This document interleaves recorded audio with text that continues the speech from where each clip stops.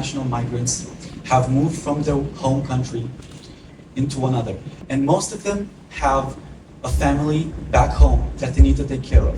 And most of them need to make an international bank transfer in order to do that. And that means that they have to pay sometimes upwards of $50 to $100 in order to send that money overseas to their families. That we do think that wholesale CBDC implementation could help. It would decrease the fees for international transfers.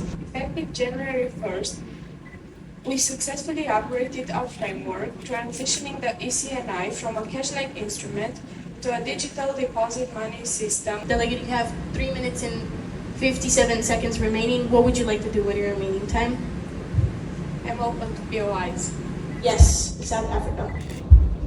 How does China intend to implement the necessary infrastructure for wholesale CBDCs?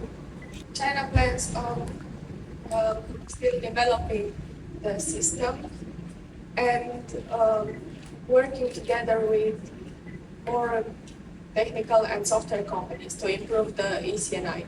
More and more people move back and forth between continents, countries, and cities in hopes for better education, better job opportunities, and better quality of life. What we cannot agree with is reaching this desired life in illicit ways, such as illegal migration. How can I blame the people that are living for the simple chance at surviving in search for a better life?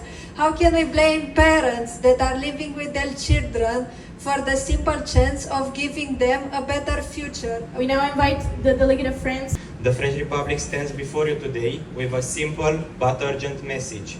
Human dignity does not stop at the border. Irregular border crossings are not the cause of the problem. They are the symptom of deeper global inequalities and crises we have yet to resolve.